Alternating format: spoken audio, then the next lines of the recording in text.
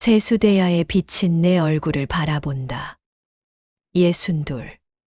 거울 속 주름진 내 모습 뒤로 20살 그때의 내가 아련히 겹쳐 보인다. 그 시절 나는 정말 아무것도 몰랐다. 사랑이면 모든 게 해결될 줄 알았다. 남편은 과묵했지만 성실한 사람이라는 믿음 하나로 내 어린 마음은 그와의 미래를 상상했다. 친구들은 캠퍼스에서 봄꽃을 구경하며 웃고 떠들 때 나는 시집살이와 출산, 그리고 끝없는 살림살이의 무게를 떠안게 되었다. 시댁 대문을 처음 들어선 순간 공기가 달랐다. 훈훈한 온기보다는 차가운 시선이 먼저 느껴졌다. 시어머니는 나를 위아래로 훑어보시며 말씀하셨다. 어서 와라. 앞으로 우리 집 며느리가 되려면 각오를 단단히 해야 한다. 손끝이 차가워졌다. 일찍 손자도 낳아야 하고 집안일도 제대로 배워야 해. 네, 어머니, 열심히 배울게요. 그날부터 나는 김영자가 아니었다. 하순댁이었다. 첫째 딸이 태어나던 날, 시어머니 얼굴에 스쳐간 아쉬움을 놓치지 않았다. 아주 짧은 순간이었지만 내 가슴에는 깊이 새겨졌다. 병실에 돌아와 아이를 안고 있는데 남편이 들어왔다. 아이를 내려다보며 조용히 미소 짓는 모습이 다행스러웠다. 하지만 시어머니는 다르셨다. 아들은 언제 낳을 거냐? 아직 산후조리도 끝나지 않았는데 벌써 그런 말씀을. 이듬해 둘째가 태어났지만 또 딸이었다. 딸을 품에 안았을 때 나는 죄인이 된 기분이었다. 병실 안 공기가 무거웠다. 아무도 말하지 않았지만 그 침묵이 더 아팠다. 친정에서 산후조리를 하던 어느 새벽 아이가 잠든 사이 혼자 울었다. 베개를 끌어안고 소리 죽여 울었다. 내가 뭘 잘못했길래 이런 마음을 가져야 하나. 딸을 낳은 게 죄인가? 그 애가 나중에 제일 효도할 거야. 너무 속상해하지 마라. 엄마의 말은 전혀 위로가 되지 않았다. 지금 당장의 이 서러움을 누가 알아주나. 3년 뒤 셋째가 생겼다. 셋째를 임신했을 때 배가 불러올 때마다 기도했다. 제발 아들이면 좋겠다. 스스로도 한심했지만 어쩔 수 없었다. 이번에는 남자아이였다. 병원에서 아들의 울음소리가 들리는 순간 남편은 잠시 말을 잊은 듯 내 손을 꼭 잡았다. 평소에 말수 적은 사람이 그렇게 내 손을 잡다니. 집안 분위기가 한결 밝아졌다. 처음으로 장남 집안의 기대와 나의 안도감이 동시에 찾아왔다. 그 순간 나는 비로소 숨을 조금 쉴 수 있었다. 25. 새 아이의 엄마가 된 나는 매일 전쟁 같은 하루를 살았다. 새벽 5시. 아이들이 깨기 전에 일어나 쌀을 씻는다. 차가운 물에 손을 담그고 있으면 어김없이 어제의 피로가 밀려온다. 하지만 오늘도 또 시작해야 한다. 엄마, 정수가 울어. 엄마, 배고파. 나도 줘. 새 아이의 목소리가 한꺼번에 부엌으로 들려온다. 밥상을 차리는 내 손이 바빠진다. 김치찌개에 두부 한 모 넣고 시금치 무침에 참기름 한 방울. 아이들 밥 먹이고 남편 회사 보내고 설거지하고 빨래 널고. 저녁이 되면 온몸이 녹초가 된다. 그때 나는 스스로도 몰랐던 힘으로 버티고 있었다.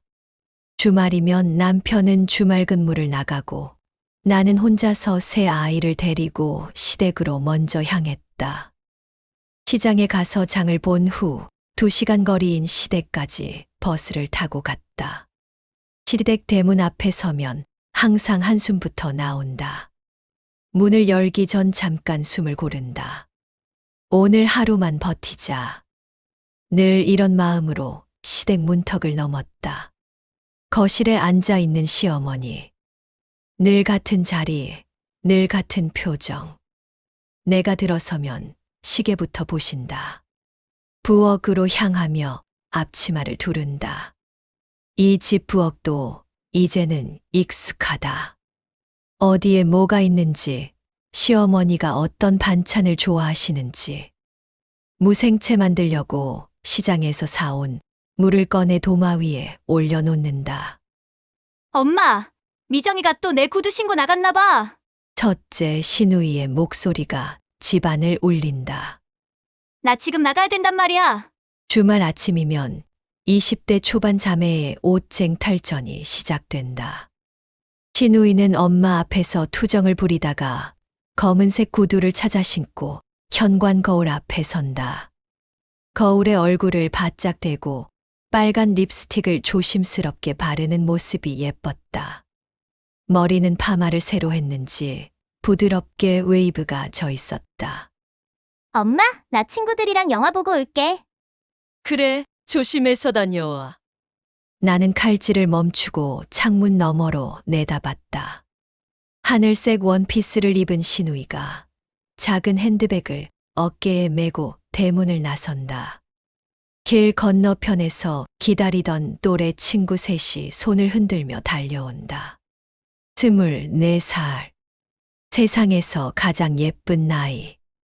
아직 멀었냐? 시어머니 목소리에 정신이 번쩍 든다. 냉동실에 조기 좀 빼놔라. 이따 아범 오면 구워주게.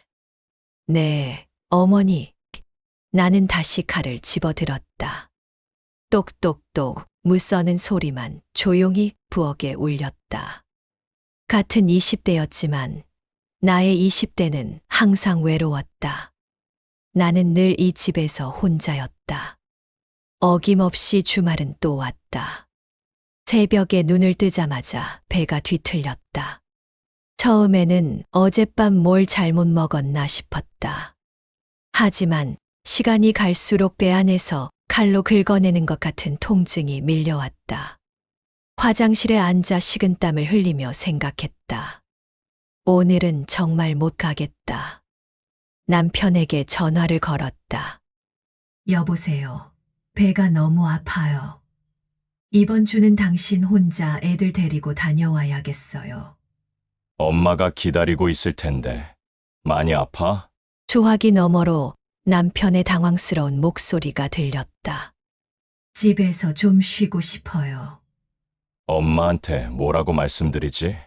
아픈 아내를 걱정하는 게 아니라 어머니께 뭐라고 해야 할지 걱정하는 남편. 아프다고 하세요. 전화를 끊고 배를 움켜쥔 제 침대에 누웠다. 30분도 지나지 않아 벨이 울렸다. 엄마가 오라고 하는데 애들도 할머니가 기다린다고. 먼저 가 있으면 일 끝나자마자 빨리 갈게. 나는 수화기를 내려놓고 한동안 그 자리에 서 있었다. 배는 더욱 아팠지만 어쩔 수 없었다. 가야 했다. 가방을 싸면서도 계속 배를 움켜쥐었다. 아이들 기저귀, 우유병, 간식. 평소보다 2배로 시간이 걸렸다. 막내를 업으려고 허리를 굽히자 눈앞이 아찔했다. 버스 정류장까지 가는 길이 이렇게 멀었나. 막내를 업고 둘째 손을 잡고 첫째에게는 가방을 들게 하고 한 걸음 떼기가 너무 힘들었다. 엄마, 언제 도착해? 엄마, 배고파. 엄마. 아이들 목소리가 까마득하게 들렸다. 대답할 힘도 없어서 그냥 걸었다. 등줄기를 타고 식은땀이 흘렀다. 시댁 대문 앞에 어떻게 도착했는지도 모르겠다. 초인종을 누르는 손가락도 떨렸다. 어머니, 저희 왔어요. 그러나 시어머니는 내 얼굴을 한번 쳐다보지도 않으셨다. 지금이 대체 몇 시냐? 점심 준비도 해야 되는데. 죄송해요. 배가 너무 아파서 오는데 좀 늦었어요. 그제서야 시어머니가 나를 돌아보셨다. 하지만 그 눈빛이 따뜻하지 않았다. 지금 시댁 오기 싫다고 꾀병 부리는 거냐? 그 순간 목구멍까지 뭔가 차올랐다. 서러움이었다. 분노였다. 2시간을 아픈 배를 움켜쥐고 와서 듣는 말이 이거라니. 어머니, 진짜 너무하시네요. 내 목소리가 떨렸다. 뭐? 시어머니는 기가 찬다는 표정으로 나를 쳐다보셨다. 지금 나한테 대드는 거냐? 잘하는 짓이다. 괜찮은지 물어보지도 않으시고 어떻게 꾀병이라고 말씀하세요? 그때 현관문이 열렸다. 남편이 들어오는 소리. 상황을 파악한 남편의 얼굴이 굳어졌다. 그리고 남편이 내게 한 말. 지금도 가슴에 비수처럼 박힌 그 말. 어머니께 죄송하다고 해, 어서! 그 순간 세상이 무너지는 기분이었다. 내 편이어야 할 사람이, 내가 제일 의지해야 할 사람이 나를 등져버리는 순간이었다. 그날 밤 배가 너무 아파 의식을 잃었다. 눈을 떠보니 새하얀 병원 천장이 보였다. 코끝에 소독약 냄새가 매캐했다. 깨어나셨네요. 많이 아프셨죠? 의사 선생님이 차트를 보며 말씀하셨다. 맹장염이 심해져서 복막염까지 왔어요. 조금만 늦었으면 정말 위험했습니다. 왜 이렇게 참으셨어요? 나는 대답할 수 없었다. 수술 후 사흘째 시어머니가 병문안을 오셨다. 고생했다. 그래도 이제 괜찮아졌으니 다행이다. 사과는 없었다. 그냥 일어난 일을 인정하실 뿐이었다. 퇴원 후 집에서 회복하는 동안 많은 생각을 했다. 정수 아빠. 남편이 신문을 보고 있었다. 그날 어머니가 아픈 걸 꾀병이라고 하시는데도 참고, 그것 때문에 서운하다고 했더니 어머니께 대든다고 하시고, 참 서운하네요. 남편은 한참 신문을 들여다보더니 말했다. 엄마 원래 그래. 평생 고생만 하셨으니까 그냥 참고 넘어가. 저라고 고생 안 해요. 저도 며느리지만 새 아이 엄마이기도 해요. 그만해! 결국 또 그만하자는 말. 대화는 되지 않았다. 창밖으로 봄비가 내리고 있었다.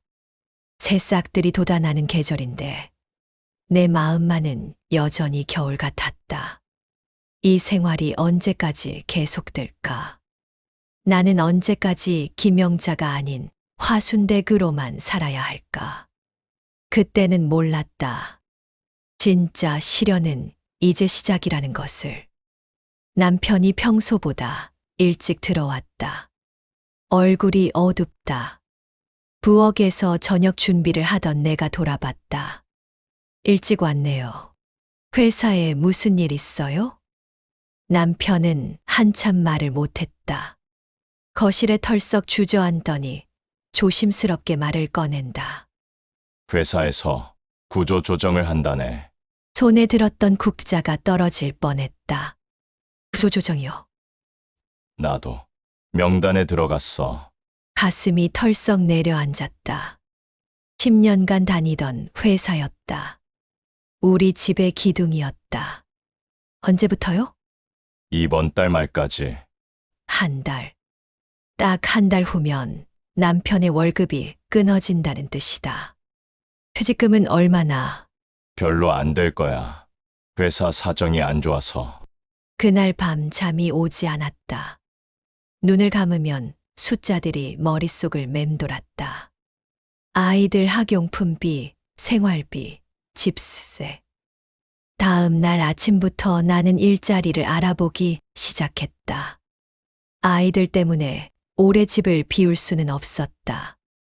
집 근처에서 할 수 있는 일을 찾아야 했다. 첫 번째로 구한 일은 동네 마트 생선 코너였다. 오전 10시부터 오후 8시까지 주 6일 근무 가능하세요? 네, 할 수 있습니다. 첫 출근 날. 앞치마를 두르고 생선 코너에 섰다. 차가운 얼음 위에 놓인 생선들을 보니 막막했다. 이 생선 얼마예요? 잠깐만요. 가격표를 확인하며 더듬더듬 대답했다. 손님이 가고 나서 한숨이 나왔다. 하루 종일 차가운 물에 손을 담그고 있으니 손이 퉁퉁 부었다. 생선 비늘이 앞치마에 튀고 비린내가 온몸에 배었다. 집에 와서 샤워를 해도 손톱 사이사이 비린내는 쉽게 가시지 않았다. 엄마, 왜 이상한 냄새가 나? 엄마가 이래서 그래. 무슨 일? 생선 파는 일. 엄마 손이 빨갛게 됐어. 3달 후 남편이 건설 현장 일을 구했다. 막노동이긴 하지만 일당은 괜찮아. 하지만 날씨에 따라 일이 있을 때도 없을 때도 있었다. 비가 오면 못 나가고 추우면 일거리가 줄었다. 수입이 일정하지 않았다. 어느 날 남편이 제안했다. 화순으로 가서 농사 시작해보자. 농사요? 동네 김 아저씨가 도와준다고 하더라. 화수는 남편의 고향이다. 나는 고개를 저었다. 농사할 줄도 모르는데요. 저는 못해요. 하기 싫었다. 자신이 없었다. 2년만 하자. 2년만 하고 다시 생각해보자. 2년. 그때는 그 2년이 6년이 될 줄 몰랐다. 남편은 건설일을 본격적으로 시작하면서 농사일은 내가 주로 도맡게 되었다. 첫 해봄 하우스부터 시작했다. 피망을 심기로 했어. 500평짜리 하우스 안에서 모종 3,000개를 심어야 했다. 무릎을 꿇고 앉아 하나하나 모종을 심었다. 뿌리가 상하지 않게 조심스럽게. 아이고, 허리야. 1시간도 안 돼서 허리가 끊어질 것 같았다. 하지만 쉴 수 없었다. 모종이 시들기 전에 모두 심어야 했다. 사흘 만에 모종 심기가 끝났다. 손톱 사이에는 흙이 끼고 무릎은 시퍼렇게 멍이 들었다. 여름이 되자 피망 따기가 시작됐다. 새벽 5시. 해가 뜨기 전에 하우스로 향한다. 하우스 안은 찜통 같았다. 한낮에는 40도를 넘나들었다. 오늘은 20상자 따야 해. 허리를 90도로 굽히고 피망을 딴다. 1개, 2개. 상자가 차면 다음 상자로. 점심시간도 없었다. 김밥 한 줄 물고 서서 먹었다. 땀이 비 오듯 흘러내려 김밥에 떨어졌다. 저녁이 되어 집에 돌아오면 온몸이 녹초였다. 거울을 보니 얼굴과 팔이 검게 탔다. 기미와 죽은 깨가 늘어났다. 엄마, 왜 이렇게 까매졌어? 아이들이 물었다. 손을 보니 거칠어져 있었다. 예전에는 부드러웠는데. 공판장에 피망을 가져가는 날. 오늘은 값이 안 좋네요. 우리가 땀 흘려 기른 피망 한 상자가 헐값에 팔렸다. 기름값도 안 나왔다. 그때 동네 아저씨가 말했다. 공판장 말고 직접 팔아봐. 시장에 나가서. 다음 주부터 트럭에 피망을 싣고 시장으로 향했다. 피망 사세요. 방금 딴 싱싱한 피망. 처음에는 목소리도 제대로 나오지 않았다. 부끄러웠다. 아줌마, 이거 얼마예요? 한 봉지에 3,000원이에요. 하지만 쉽지 않았다. 지나가는 사람들이 한 번 보고 그냥 지나가 버렸다. 집에 돌아와서는 또 아이들 저녁 준비하고 빨래하고 집안일하고 항상 녹초가 되어 있으니 아이들 챙길 여력이 없었다. 사는 게 바쁘다 보니 애들 숙제하는 걸 봐주지 못했다. 아이들은 내 눈치를 보며 조용히 지냈다. 그해 봄 남편이 상의도 없이 논까지 빌려왔다. 벼농사도 해보자. 요즘 쌀값이 괜찮다더라. 또요? 하우스도 벅찬데 논까지. 모내기철이 됐다. 진흙탕 속에서 허리를 굽혀 모를 심었다. 한 포기, 2포기. 끝이 보이지 않았다. 허리가 너무 아팠다. 하루 종일 허리를 굽히니 밤에는 제대로 펼 수도 없었다. 여름 내 논을 돌보며 풀을 뽑고 물을 대고 벌레를 잡았다. 모기에 물려 온몸이 부어올랐다.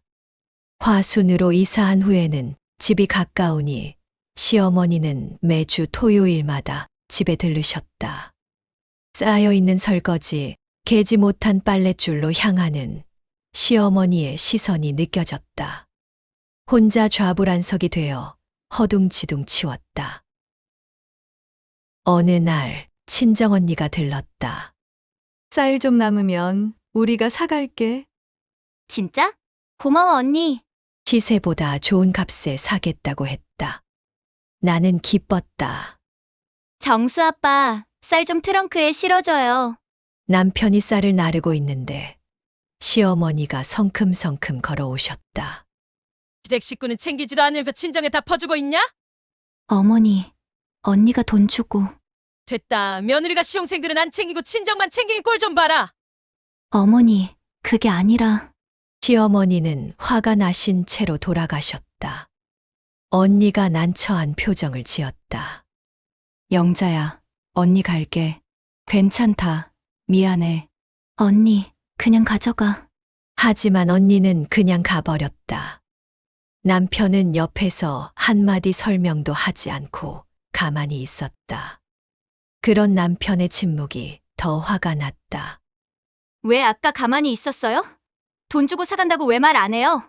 됐어. 그냥 넘어가자. 또 넘어가자는 말. 내 답답한 심정은 누가 알아주나.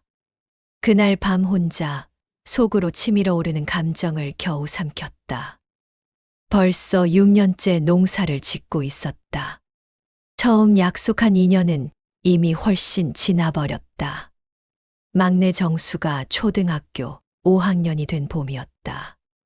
아침에 아이들을 학교에 보내고 나면 또다시 하우스로 향해야 했다. 허리를 굽혀 피망을 따는데 유리창에 비친 내 모습을 보았다. 화장기 하나 없는 얼굴, 기미로 뒤덮인 피부, 거칠어진 손. 언제 이렇게 늙었을까? 이제 아이들도 다 컸는데. 문득 생각이 들었다. 그날 저녁상을 차리며 조심스럽게 말을 꺼냈다. 정수 아빠, 응, 나 이제 다른 일 해보고 싶어. 젓가락을 든 남편의 손이 멈췄다. 갑자기 무슨 소리야? 갑자기가 아니야. 아이들도 다 학교 가고 미용을 배워볼까 해. 남편의 얼굴이 굳어졌다. 미용? 갑자기 뭔 미용을 한다고 그래? 지금 이 나이에. 가슴이 답답했다. 나이가 뭐가 중요해? 하고 싶으니까 배우는 거지. 나중에 다시 얘기해. 또 나중에. 늘 나중이었다. 그날 밤 잠이 오지 않았다. 천장을 보며 생각했다. 어릴 때부터 손재주는 있었다. 아이들 머리도 직접 잘라줬다. 뜨개질, 수공예는 뭐든 곧잘 따라했다. 며칠 후 다시 남편과 대화를 시도했다. 미용학원 알아봤는데 오전에만 다니면 된대. 또 그 소리야? 농사 지면서 지금처럼 잘 살면 되지. 나도 나만의 일을 갖고 싶어. 그럼 농사는 누가 해? 답답한 마음에 목소리가 높아졌다. 7년이면 충분히 했잖아. 처음에 2년만 하기로 했는데 이제는 내 이름으로 하는 일을 해보고 싶다고. 남편은 고개를 저었다. 일주일 후 나는 혼자 미용학원에 갔다. 3개월 코스고요. 국비 지원으로 가능해서 재료비와 교재비만 부담하시면 됩니다. 분할 납부도 되나요? 네, 가능합니다. 농사일로 조금씩 모아둔 돈이 있었다. 남편에게 말하지 않고 며칠 더 고민했다. 라디오에서 흘러나오는 노래 가사가 귀에 들어왔다.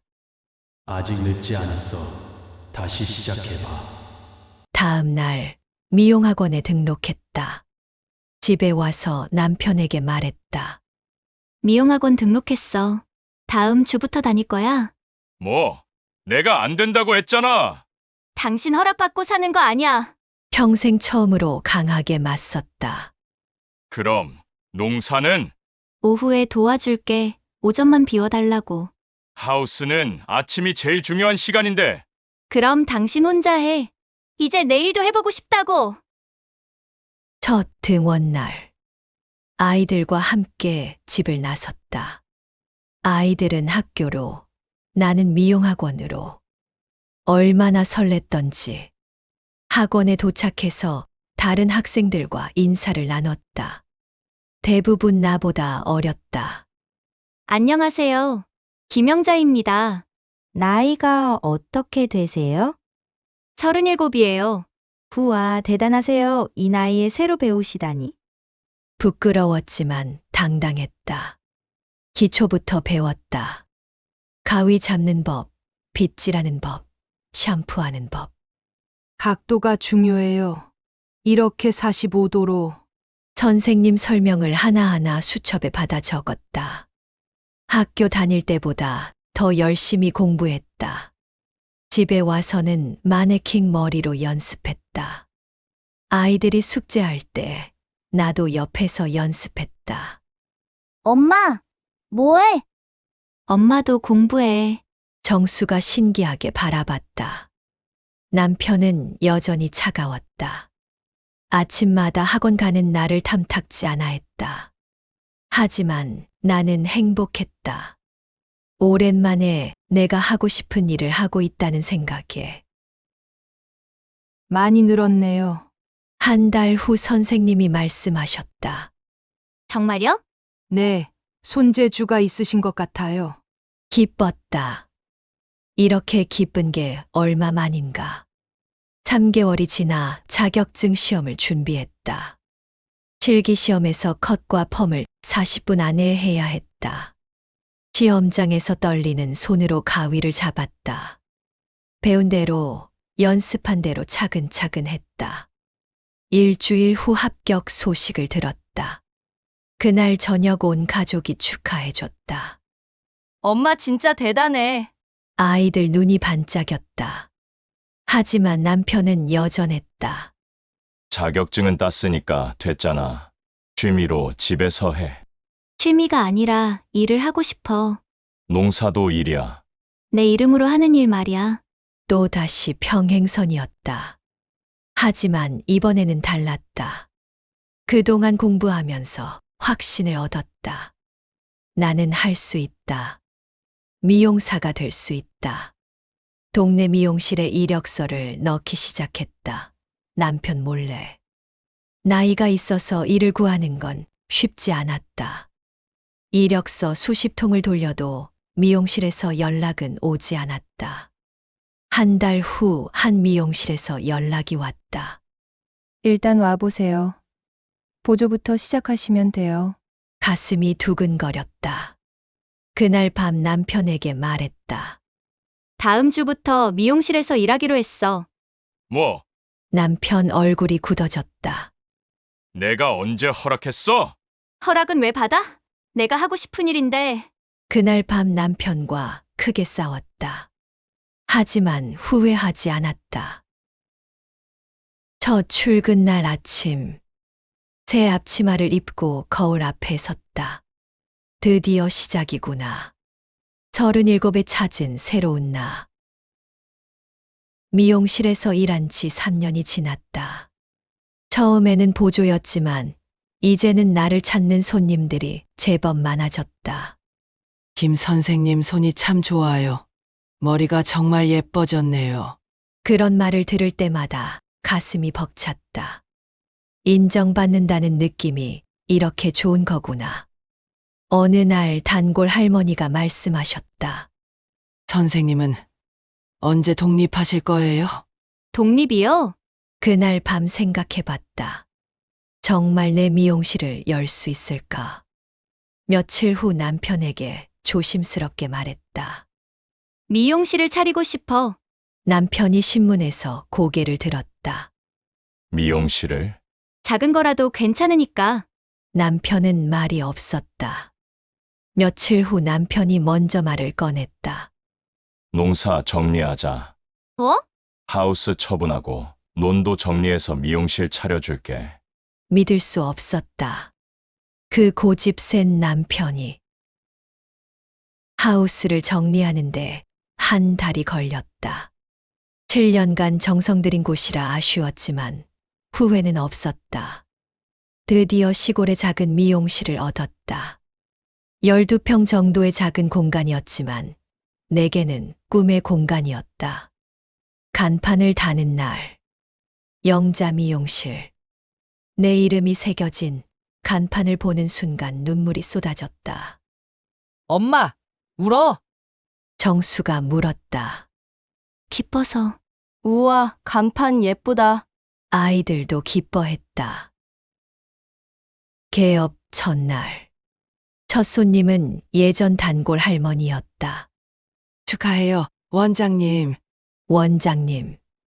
그 호칭이 어색하면서도 좋았다. 감사해요. 할머니가 첫 손님이라니 영광이에요. 떨리는 손으로 할머니 머리를 감겨드렸다. 손이 떨리네요. 긴장돼서. 괜찮아요. 천천히 해요. 할머니의 따뜻한 말씀에 마음이 진정됐다. 어때요? 거울을 보여드리며 물었다. 완벽해요. 역시 원장님 손은 달라요. 그날 첫 매출은 2만 원. 하지만 그 2만 원이 세상에서 가장 소중했다. 1년이 지났다.